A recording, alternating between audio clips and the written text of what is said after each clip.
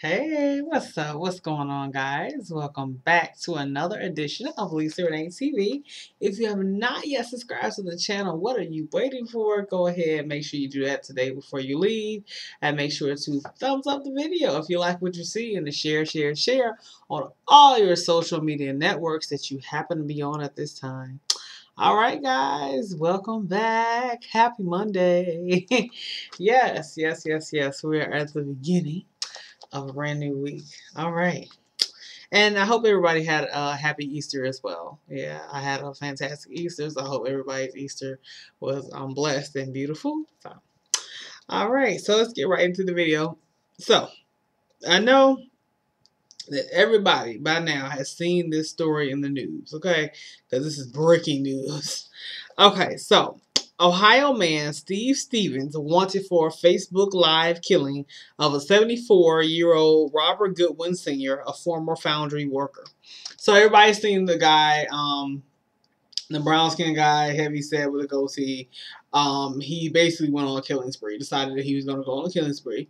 And basically just kind of go around, Ohio and different cities and kill people, just kind of at random. Like, he doesn't know these people, he doesn't have any close connection, there's no familial connection or just any type of connection at all, no life or work connection, just gonna kill people. So I know we've probably all heard the story now. If you haven't, then hey, this is your first time hearing the story. Okay, I'm sorry I had to bring you the news, but that is what's going on in our nation now, because now it started in Cleveland, Ohio. So this is where this guy is from Cleveland, Ohio. But it has now become nationwide because now he is making his way across state lines as we speak. So he's gone from Cleveland, Ohio to Pennsylvania, where they had to lock down some schools. But they found that he wasn't, there was no sight of him, but they want to be sure. So they put some schools on lockdown just to be sure, because school shootings are, pretty prevalent, unfortunately. So he went from Ohio to Pennsylvania, and then now he's in Indiana, as the latest of which I've heard on the news this afternoon. So I'm in Chicago, so he's a little too close for comfort. Just gotta say, personally, I'm like, oh God, and I was like, please don't let him come here. Like, we don't have time for this. Not someone like that who's like has this depraved mind. Like, no, nobody has time for that. So Stevens stated in a rambling video, I snapped. I just snapped. Police right now are unable to identify what set him off, except, according to www.globeandmail.com. So I got this information from globeandmail.com. Only Steve knows that, says Cleveland Police Chief Calvin Williams. So Stevens, he's 37 years old. He's a job counselor. He worked with teens and young adults. He blamed his former girlfriend. I think her name is Joy Lane. So he blamed his former girlfriend he lived with. She said that he was good to her and her children, however.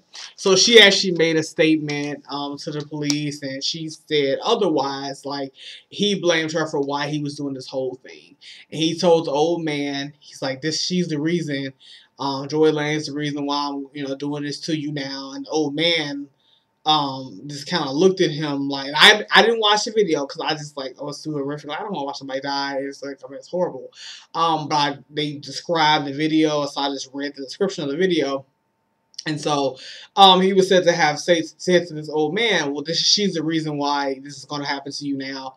And the old man just looked confused and didn't seem to understand what he was talking about, and really didn't know this woman, and then he, shot the man. So Alexis Lee, who's a friend of Steven, said that he got along with everyone. So this is unbelievable. So, like, nobody can believe this. His frat brothers, can't believe that he would do something like this. They were urging him to try to come and turn himself in, and was saying that the outcome of this is not going to be good if he just doesn't come surrender. Detectives spoke with him Sunday on the cell phone, trying to get him to surrender, and video was taken down from Facebook after 3 hours. So this video was up on Facebook of him killing this man on Facebook Live. It was on Facebook for about 3 hours. I had no idea about this video. At first, like, as far as it being on my timeline, I didn't even know anything about it. I'm glad I didn't click on that. Because who wants to see that, right? Who wants to see somebody die, you know? Like, it's just crazy. But it was up for 3 hours, and then Facebook, of course, removed that video. This is hard. It's just heart sickening, you know. I mean, it's really heavy for anyone to see point blank, you know. But you know, it just kind of makes you think, where is this person's mind? Everybody, it's funny because as I'm reading this report, everybody that knew this guy had nothing but good things to say about him. They were like, oh, he's always such a nice guy. Like he had filed for bankruptcy a few years ago, and the lawyer that he worked with was like, "Oh, he was always a great client. He was respectable." And you know, I mean, like, no, everybody like had no bad words about this guy. This guy was as normal could come. When you look at him, he's even like his goatee is in order. Like, like there's nothing out of place about this guy. This guy doesn't look disheveled. He doesn't look, you know, like he smells. I mean, he doesn't look, you know, there's nothing wrong with this man. This man looks absolutely normal. So, what am I saying? What am I trying to say? That, you know, he looks absolutely normal, and what? People who are struggling with something tend to look normal. People who are struggling with mental illness, more specifically, tend to look like everybody else. People who have, you know, internal demons or internal demonic conflicts tend to look like all the rest of us. They don't look crazy. Doesn't look crazy. Like, this is why I don't particularly like the term crazy. I don't like when people call people crazy. Why? Because it says nothing. It don't say nothing, because it's like, they're crazy. And what does that even mean? What do you mean crazy? Like, I think you need to be more specific about what do you mean exactly. It tells me nothing when you call someone crazy. You know, crazy is simply a category that you throw somebody in when you really don't feel like dealing with them. You know, it's like, you know, when somebody calls a woman a hoe or something like that, you know, because you just really don't understand the woman in general. You know, we call people things when we really don't feel like dealing with who they really are as a person, or at the surface, or at, you know, deeper than the surface. So no one around him sensed anything. Now, there are people, you know, who have little issues and they're able to function normally, so you don't sense anything about them. So I want to say red flags. I'm sure there were red flags that he gave off along the way that, well, but because of his personality and the persona, you know, the facade that he had up, you know, nobody really saw those red flags. It was like, oh, he was kind of, I don't know, he was so, you know, kind of this way earlier, but, you know, he's cool, you know, that Steve's not like that, no, you know, so nobody really ever sensed anything wrong with him or evil about him. He's smiling, and you see how bright his smile is, a nice smile. This guy is smiling ear to ear. He looks like this really sweet teddy bear, this awesome guy that you want to hug, you want to, you know, go out to dinner with. He looks like a nice guy. Okay, seriously, when you look at the picture, he don't look like he can kill he don't look like he had a capability. But typically people don't. They, you know, a lot of people who do things like that or who do something like that, they don't typically, you know, look that way.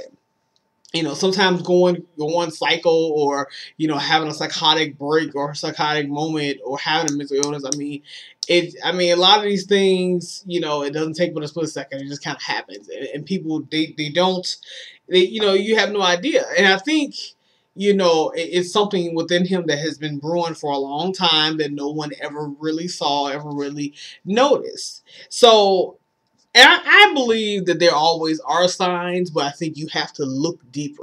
A lot of times when people say stuff like, well, they always been a nice person. I mean, they've always been cool, always been on all out for the team, or one for the team, always a team player, always great.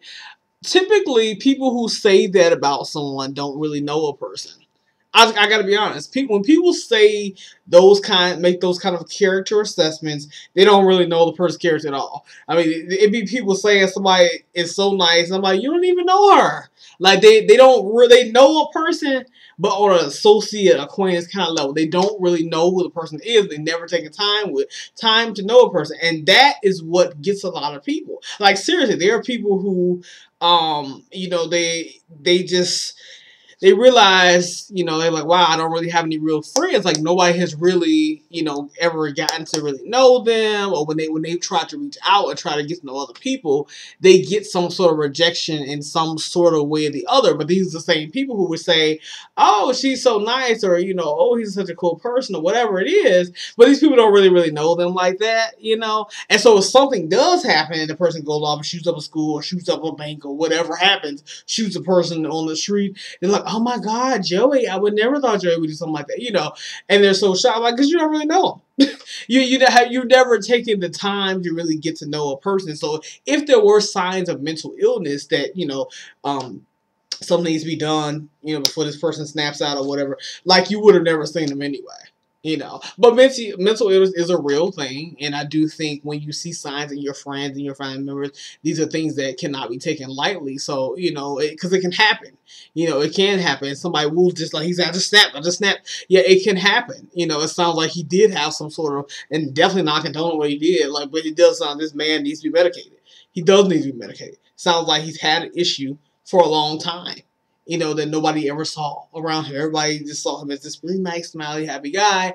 But, you know, nobody ever really saw anything else besides that. It also sounds like a spiritual conflict within himself that he, you know, I don't know what his religion is. Does he have a relationship with God? Does he not have a relationship with God? That could be the problem if he doesn't have one, you know.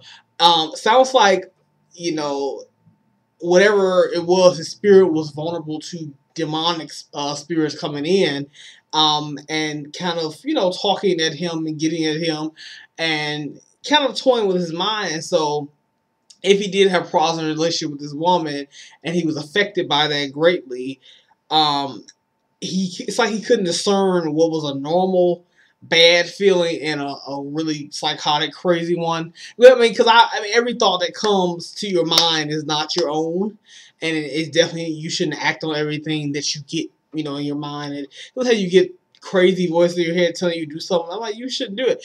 So if you can't discern that, you know, you got to know that something is not quite right upstairs. You know, you might need to get some sort of help. You know, so there's no shame in having the thoughts. It's just, you know, you might need some help, you know. So I've had, you know, thoughts. I'll tell you a time something happened to me. I was working at my old job probably about a year ago. And so it was this guy there, and he was kind of jerky. Like, he was one of those weird guys. Like, sometimes he'd be so friendly with you, next minute he would act like he don't see you, and he would do it on purpose. He was kind of real up and down, wishy-washy kind of guy. He was a jerk. So, he's like real friendly with me one day. Next day he sees me, he tries to act like he doesn't see me. So I had a piece of paper in my hand, and I was going to throw it away. So something in my head was like, you should throw this paper at him. Why don't you just throw it? Just throw the paper at him. He deserves it. He has no right to do that to you. Just throw it right at him. Throw it at him. And I had sense enough not to do that.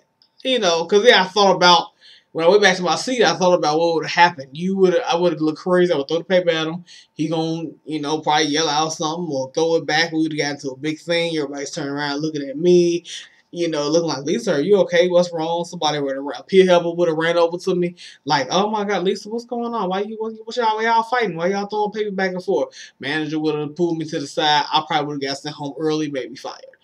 And all the time he gets to laugh at me. But see, I could think and rationalize that situation. But I could have snapped. I could have just snapped. And I could have went another way and thought, I'm gonna throw this paper at this mother sucker. Yeah, I don't deserve this kind of treatment. Who the fuck he think he is? You know, but you don't know how many fights start because people, they don't know how to spiritually discern. You know, they don't know how to, all you gotta do is ask God for, you know, you ask not, you have not because you ask not. Ask him for wisdom. He will give you that wisdom to discern which voices are speaking to you.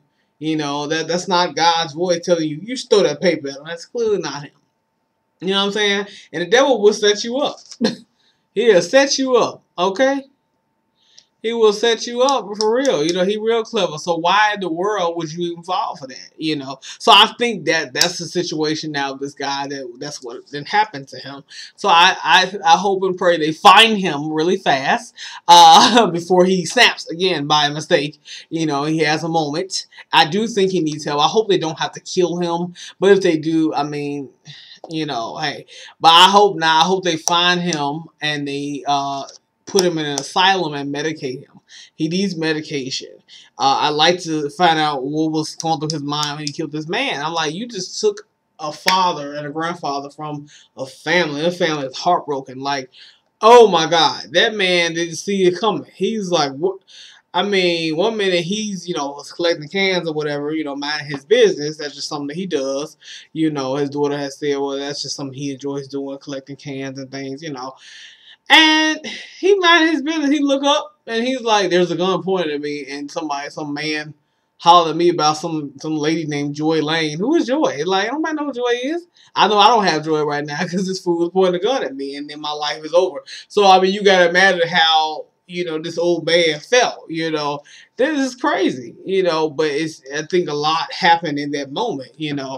And the guy, like, it was just sickening to hear him say in the video, he's like, I'm about to kill this old man right here. It sounded halfway premeditated and then halfway, I'm kind of crazy too. Like, I mean, it was almost like, really? Like, it didn't sound good. So I'm going to leave you with this verse. So, this is from 2 Corinthians 10:5. Casting down imaginations and every high thing that exalteth itself against the knowledge of God, and bringing into captivity every thought to the obedience of Christ. So I want you all to follow that. 2 Corinthians 10:5. Make sure you all marinate on that verse, meditate on it, and get that in your spirits. That's something that I always follow in my everyday life. Something that he needs to follow clearly. So I feel like in that moment, that thought that tried to exalt itself against Christ, which he did, apparently was not cast down, and so it overtook him, is what happened, and then someone lost their life in the process. So, it's praying time, saints. We got to get before the Lord. We got to pray, and cover, the blood of Jesus. It works. The blood still works. I'm telling you, honey, it does. And so we have to pray and cover, pray that everybody is covered with the blood, definitely, because we don't want to see no more bloodshed, no more unnecessary bloodshed. And this guy, he needs to be called ASAP. I hope the news tonight says that they finally caught him. I mean, because it's just like, come on, now you can't have nobody walking around here and they're mentally volatile and like, on the fritz like that. I'm like, that's not safe for anyone, and he's not safe. He's a danger to himself as well. I mean, that's crazy. But anyway, you guys stay in prayer. I'll keep you in prayer. Keep me in prayer, and you guys have a blessed rest of your week. And I'm gonna see you later. All right, bye.